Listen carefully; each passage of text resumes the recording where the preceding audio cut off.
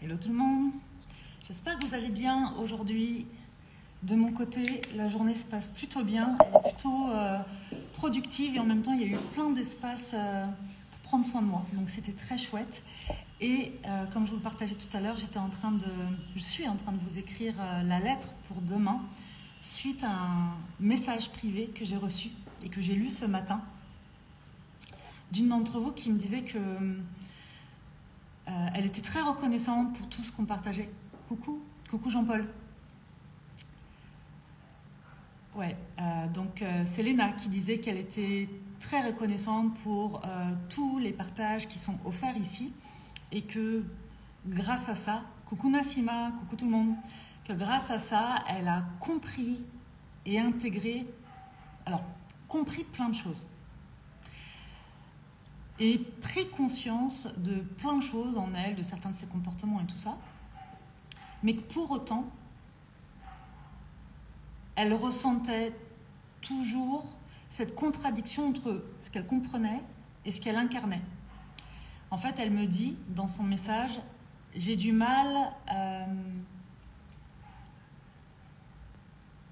alors, je ne sais plus exactement comment elle le dit, mais je le partage d'ailleurs dans la lettre de demain.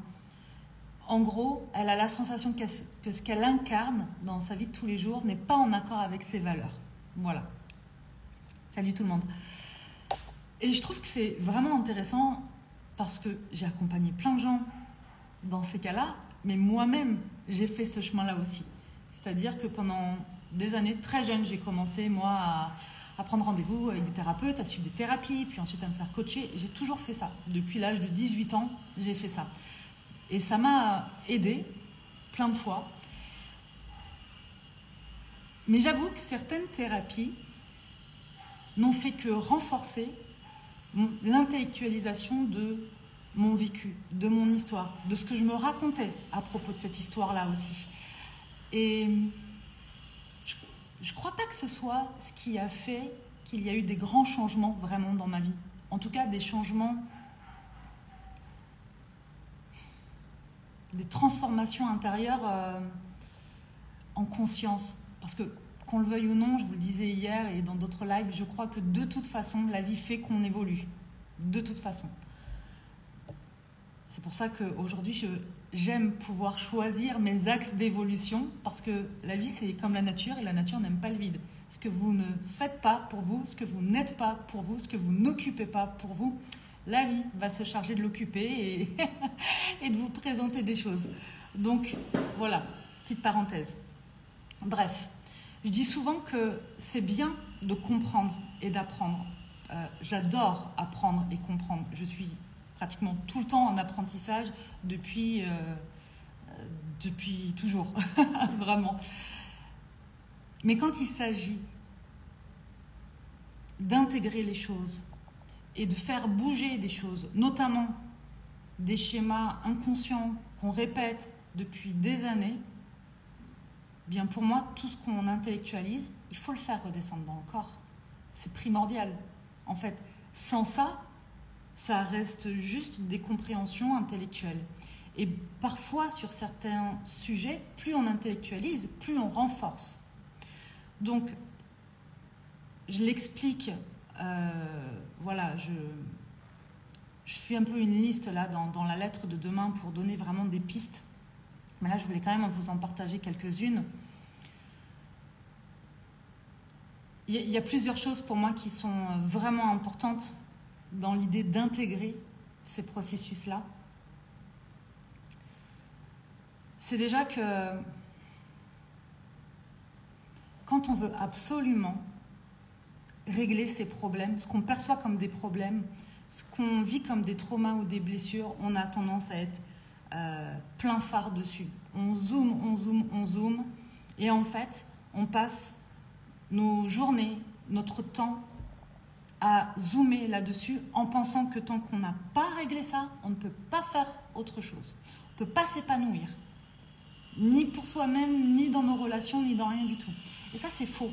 Vraiment, c'est la première chose à intégrer, c'est que oui, c'est bien d'évoluer, oui, c'est bien de comprendre, d'intégrer et de changer ce qui vraiment nous fait souffrir, mais je crois aussi que pour moi, la première chose, et ce qui a été le plus puissant pour moi et pour toutes les personnes que j'ai accompagnées, c'est d'apprendre à s'accepter et à s'aimer comme on est, à l'instant T. Vraiment. Parfois, ça passe pas par des grandes transformations extérieures. C'est pas vrai. Toutes les personnes que j'ai accompagnées quand j'étais en cabinet, donc toutes les personnes que j'ai accompagnées en individuel, en famille ou en couple, entre le premier jour où elles viennent me voir et le dernier jour, lorsqu'elles sont plus épanouies, plus en accord avec leurs valeurs, ce qui a changé, c'est rarement leur vie, d'une manière matérielle ou extérieure. Ce qui a changé, en revanche, c'est le regard qu'elles portent sur elles-mêmes et sur leur vie en général. C'est juste ça. Alors, bien sûr, après, il y a d'autres choses qui se mettent en place, mais pour moi, ça, c'est la base. Le regard, c'est changer, ça paire de lunettes, quoi. Quel est le regard que vous portez sur vous-même? Si c'est un regard tout le temps critique, négatif, jugeant, forcément que ça ne va pas. Et quand on se juge de cette manière-là, on a tendance aussi à regarder le monde extérieur exactement de la même manière. Ce que je fais, ce que je suis, ce que j'ai, ça va pas. C'est pas à la hauteur. C'est pas parfait. C'est jamais assez. C'est pas bien. Ça me convient pas. Les autres, c'est mieux. Bref, toutes ces choses qu'on peut se répéter et que c'est pas un jugement. Et il n'y a pas à se culpabiliser d'en être là si jamais vous en êtes là. Je suis passée par ça aussi. Et vraiment, je crois que le travail d'acceptation et l'amour de soi, ça a été un des trucs les plus compliqués pour moi. Vraiment, les moins naturels pour mon cerveau. Mais vraiment, vraiment. Vous pouviez me donner une liste de tâches à faire pour passer à l'action en me disant si tu fais ça, ça va te conduire là. Pas de problème, je vais le faire. Par contre, cette espèce de lâcher prise et d'amour de soi, d'accueil de soi, de douceur pour soi, de prendre soin de soi, ça, on me parlait chinois en fait. Je l'avais bien intellectualisé, mais je ne l'avais pas intégré. Donc ça, c'est la première chose. C'est accepter, s'accepter et apprendre à s'aimer avec tout ça. Accepter aussi et comprendre qu'on a le droit de dézoomer et de ne pas tout régler en un claquement de doigts. Et c'est OK, on peut quand même s'épanouir. À 43 ans, bah oui, j'ai encore des traumas et des blessures. Et peut-être que une vie ne me suffira pas pour faire différemment. Est-ce que ça m'empêche de m'offrir ce que je désire? Est-ce que ça m'a empêché de réaliser ce qui me semblait n'être que des rêves? Pas du tout. Pas du tout. Aujourd'hui, je voyage. Je rêvais de voyager depuis que j'avais 18 ans. J'ai 43 ans. Aujourd'hui, ma vie, c'est voyager, travailler, m'offrir ce boulot que j'aime. En fait, j'ai créé Soma Soa. J'adore ce que je fais. J'adore ce que je fais. Et donc, je peux le faire d'une manière qui me permette aussi de continuer de voyager, de me découvrir. Parce que toutes ces expériences, elles me servent à me découvrir moi aussi, à continuer, à me connaître, à lever toujours des couches. Bref, pour autant, est-ce que ça veut dire que je suis parfaite? C'est sûr que la réponse est non. Vraiment pas. Est-ce que j'ai une vie parfaite? Ça dépend de ce qu'on entend par parfaite. Probablement pas. Par contre, est-ce que j'ai une vie qui est en accord avec mes valeurs et avec la femme que je suis aujourd'hui? Oui, absolument. J'ai encore des réactions que je ne comprends pas parfois, ou que je comprends, mais sur lesquelles je n'arrive pas à œuvrer. Il y a encore des parts de moi que j'aime pas tout à fait. Mais je m'aime moi. Même s'il y a des choses que je fais ou que je dis parfois, ou des états dans lesquels je suis, que je n'aime pas forcément. C'est OK. C'est OK. Ensuite, je crois vraiment que, et c'est ce que je vous explique là, que ce qui peut être vraiment inconfortable dans cette prise de conscience quand Léna me dit « J'ai compris, mais j'incarne pas ça, c'est pas en accord avec mes valeurs, ce que je suis dans ma vie de tous les jours. » Ce que j'entends, c'est que c'est inconfortable en fait. Ce que j'entends, c'est qu'il y a aussi un jugement par rapport à ça. Mais pour moi, ce qui crée l'inconfort, c'est cette projection fantasmée de nous dans une version qu'on devrait être, dans une version parfaite qu'on s'imagine devoir être pour pouvoir être en accord avec ce qu'on est. Mais pour moi, être en accord avec ce qu'on est, c'est accepter justement le fait qu'on n'est pas parfait. Accepter le fait que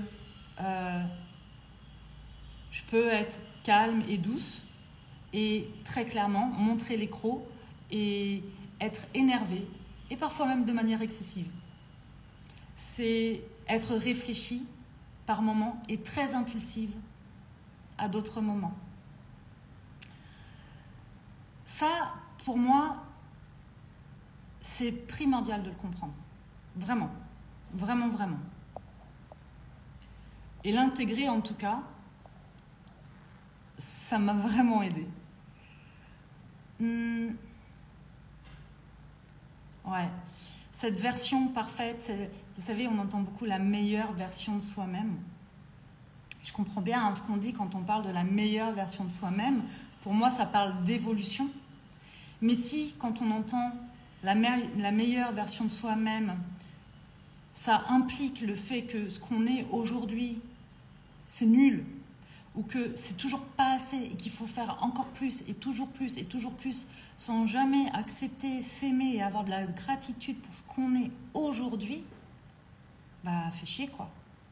Vraiment, je crois qu'on passe vraiment à côté de quelque chose dans ces cas-là.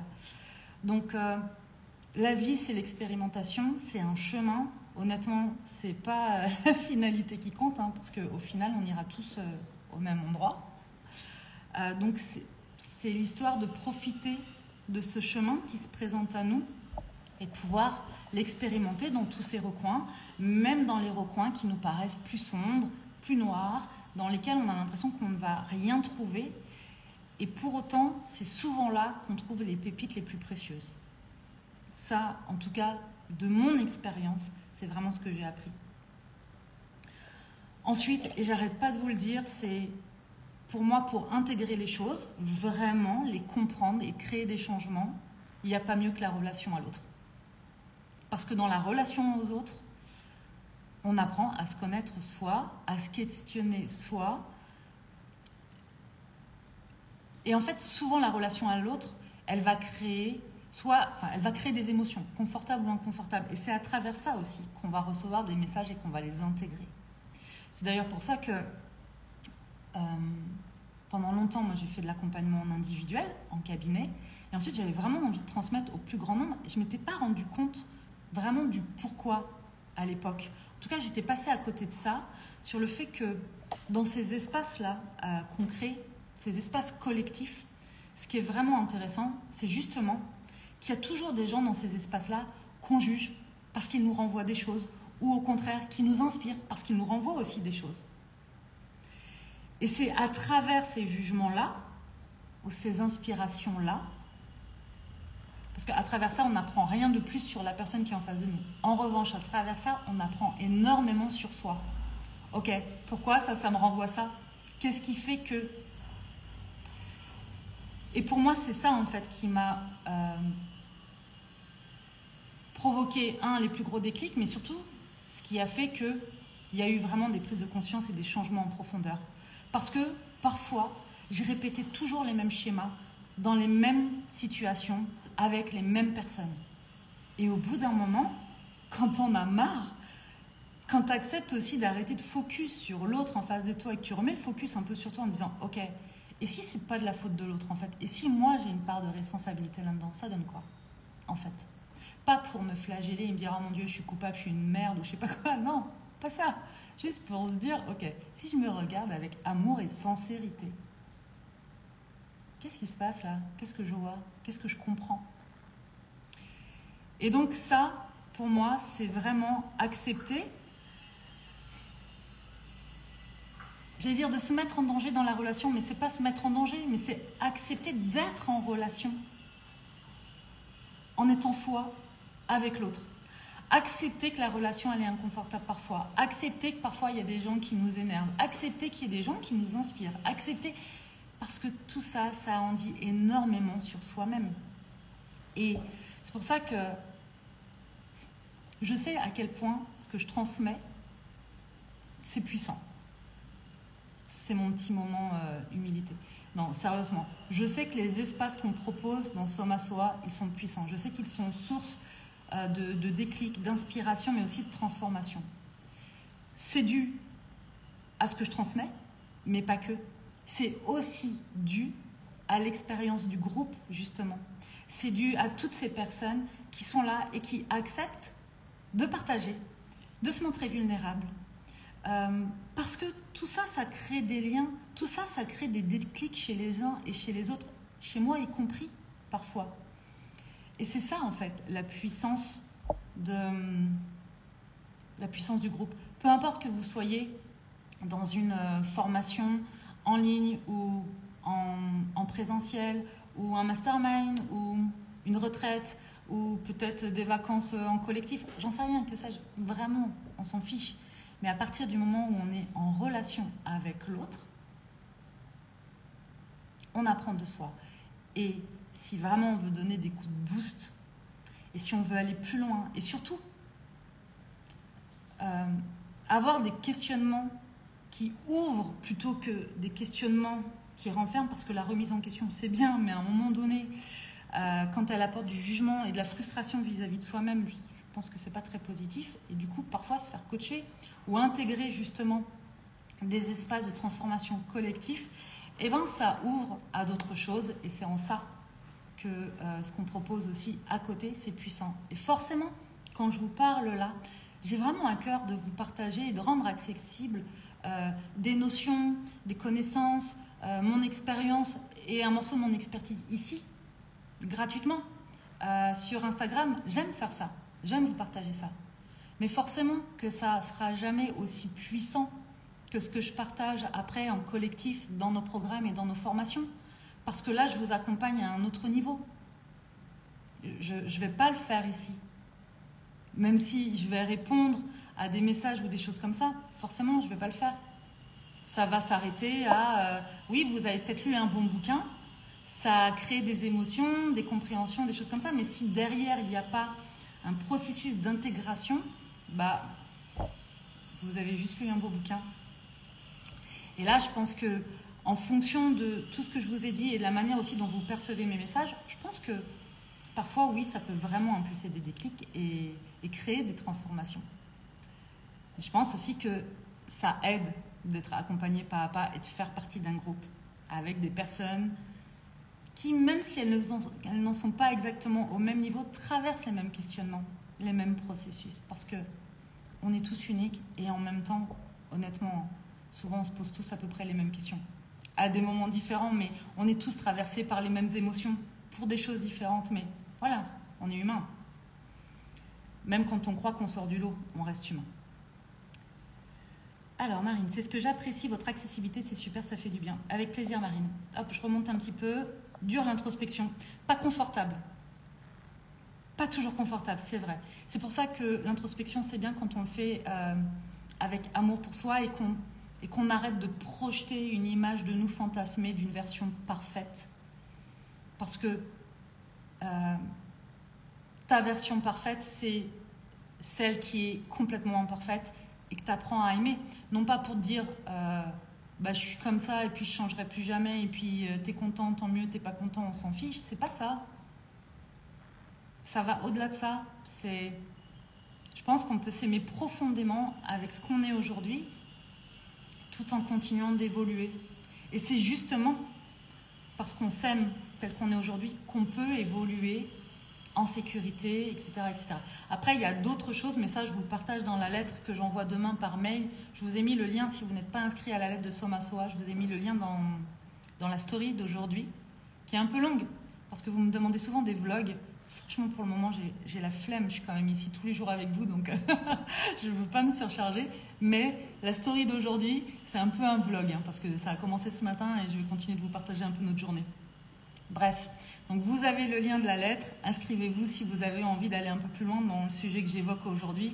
Je vous en parle demain avec des pistes un peu différentes aussi. Qu'on le montre ou pas, on est tous et toutes vulnérables. Oui, oui, oui. Après, il y a des espaces dans lesquels on peut se montrer vulnérable, et puis il y a des espaces dans lesquels on n'a pas envie, et c'est OK de se montrer vulnérable. On n'est pas obligé de le faire avec tout le monde. On peut s'accepter. Ah, pardon. On peut accepter l'inconfort dont tu parles, mais si nous, à l'intérieur, est un peu rassuré. Mais si nous, à l'intérieur, est un peu... Oui, c'est ça, tu parles de sécurité intérieure, effectivement, et c'est ce dont je parle dans la newsletter, justement, dans la lettre de demain. Je parle de cette sécurité intérieure. C'est la base pour moi. On ne passe pas à l'action quand on est en mode survie. C'est-à-dire avec un système nerveux qui est complètement activé, suractivé. C'est pas possible.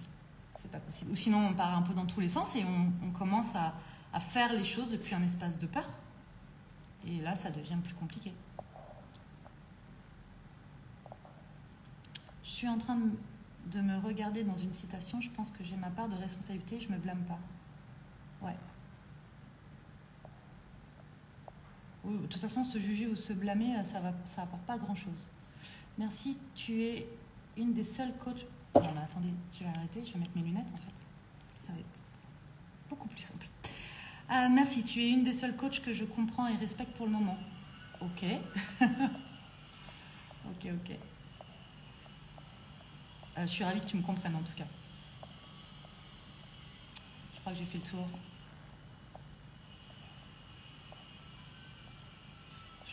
le tour. Céline qui dit ça me parle. C'est chouette. Ok. Je voulais remercier Léna de m'avoir fait ce message ce matin. Merci en fait quand vous m'envoyez des messages, ça m'inspire aussi, ou des questions. En revanche, je vais finir là-dessus. Si vous m'envoyez des messages pour me raconter toutes les difficultés que vous traversez et que vous me demandez des conseils en mode consultation, en message privé, je ne vais pas répondre à ça. Ou si vous déposez tout ce qui vous tracasse, vous fait souffrir depuis des années en message privé et que derrière, il n'y a même pas d'ailleurs une question, mais que c'est juste pour vous décharger, je ne vais pas répondre non plus à ça. Parce que je n'ai pas l'espace pour ça.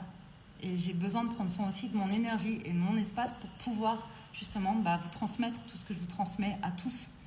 Et si je passe 3 heures à faire une consulte gratuite en message privé à une personne, derrière, je n'ai pas l'énergie pour continuer de transmettre au plus grand nombre. Donc voilà, je vous prie de vraiment comprendre ça. Si vous ne le comprenez pas, c'est pas grave. En tout cas, ça c'est vraiment ce que je m'offre à moi comme limite ici, et c'est important. Voilà les amis. La suite, c'est dans la lettre que vous allez recevoir demain matin dans vos boîtes mail. Et comme d'habitude, normalement, là, elle est en format écrit et elle sera aussi en format audio à écouter pour ceux qui préfèrent se mettre un podcast dans les oreilles. Voilà. Merci Alexandra pour ton petit mot. Merci à tous pour votre présence. Je vous souhaite de passer une très très belle journée. Vous pouvez toujours vous inscrire à Expansion et nous rejoindre dans ce programme d'1 mois. Tout le mois de février, il va être rythmé par 8 transmissions en live ou en replay. Et c'est pour moi, là, la transmission idéale qu'on propose en ce moment pour justement lever le voile sur nos croyances, aller voir quelles sont nos polarités, nos parts d'ombre, y mettre de l'amour dessus. Et puis, s'autoriser autre chose, en fait, tout simplement. Tout simplement. C'est la 2e version d'Expansion et je suis ravie de le refaire. Ça va être très, très chouette. Ok, juste... Alors, merci beaucoup. Merci, Kania. Esperanto. Merci, mais je ne connais pas ton prénom. Mais merci en tout cas de comprendre. Et oui, je préserve ma santé pour mieux transmettre. Absolument. Déjà, c'est génial tous ces lives. J'en suis ravie et je suis très heureuse de faire ça, vraiment. Ça m'apprend aussi beaucoup de choses sur moi. Et notamment le fait que je ne suis pas parfaite et que je n'ai pas la même énergie tous les jours. Il y a des jours où je suis calme, il y a des jours où je suis plus yang, il y a des jours où je suis un peu down et des jours où c'est mieux. Voilà, et c'est la vie en fait. Et c'est la vie. Allez, je vous embrasse. Et je vous dis à demain pour le prochain live. Salut tout le monde.